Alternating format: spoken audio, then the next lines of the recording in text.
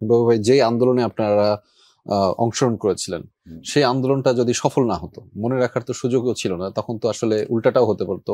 এটার জন্য আমি সব জায়গাতে যখন আমরা শো করতে যাই সব জায়গাতে বলি যে মহান রাব্বুল আলামিন এবং দেশবাসীর ভালোবাসার জন্য আপনারা আমাদেরকে দেখতে পাচ্ছেন না, তো আয়নাঘর টায়নাঘর নীলঘর চালঘর সবকিছু সন্দেহ থাকতো, আমার তো লাশ খুঁজে পাওয়া যেত না।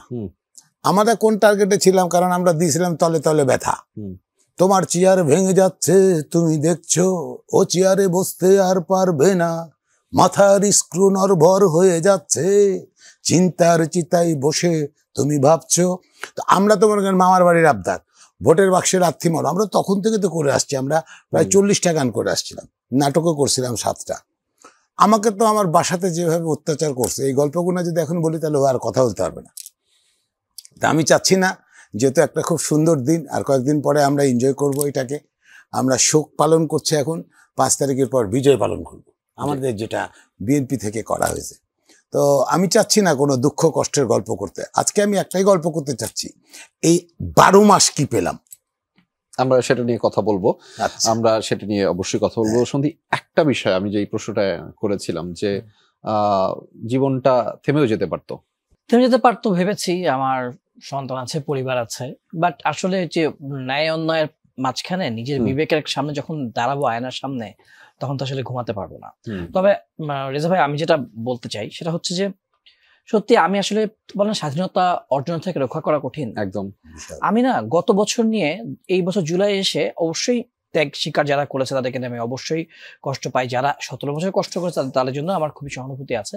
কিন্তু আমি চাই হচ্ছে, আমি আসলে আজকে কেমন আছি, আজকে দেশে মব হচ্ছে, কালকে নিউজ শুনছি কোথায় কোন মানুষ মারা হয়েছে, আমার এগুলো কিন্তু ভালো লাগছে না। আমার তখনকার আমার দেশের আমি বিচারহীনতার মৃত্যু আমি গত জুলাইও দেখেছি, এই জুলাইও আমি দেখেছি। এটা তো আমি এই দেশ তো আমি চাইনি। বাংলাদেশ 2.0 আমি যেটা চাই সেটা হচ্ছে যে এই দেশটা ন্যায় বিচার প্রতিষ্ঠা হবে, গরিব তার মানে ন্যায্য অধিকার পাবে, কেউ নির্বিচারে মারা যাবে না। সেটা আমি আগামী নির্বাচিত সরকারের কাছেও চাই, যে আমি চাই একটা সঠিক নির্বাচন, জনগণ নির্বাচিত হবে, যার যার মূল্যবোধ। অনেকে আছে যারা বিভিন্ন রাজনৈতিক দল সাপোর্ট করে, কেন করবে না? মানুষের তো ভ্যালুস থাকবে, পছন্দ থাকতে পারে। আমি একে পছন্দ করি, আমি ওকে পছন্দ করি, কিন্তু আমি ন্যায় আর অন্যায়ের মধ্যে আমি যদি অন্যায়কে পছন্দ করি, সেটা তোমাকে মানুষ বানাবে না।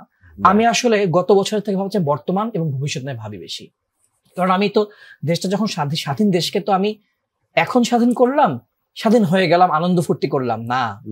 আমার দেশটাকে আমি তো বাংলাদেশি, আমার একটাই পরিচয় বাংলাদেশি, আমার পাসপোর্ট বাংলাদেশি, আমি বাংলাদেশে থাকি, এই ইন্ডাস্ট্রিতে কাজ করি, বাংলাদেশের জন্য গান বানাই, বাংলায় গান বানাই। তো আমার চোখে দেশটা হচ্ছে এখনো ভালো থাকতে হবে, ভবিষ্যতে ভালো থাকতে হবে। আমাদের কাছে বাংলাদেশ 2.0 মানে আমি যা করেছি, যা পার করে এসেছি, আবার সেই দিনে পড়বো, আবার সেই জীবনে ফেরত যাবো, সেটা আমি চাই না।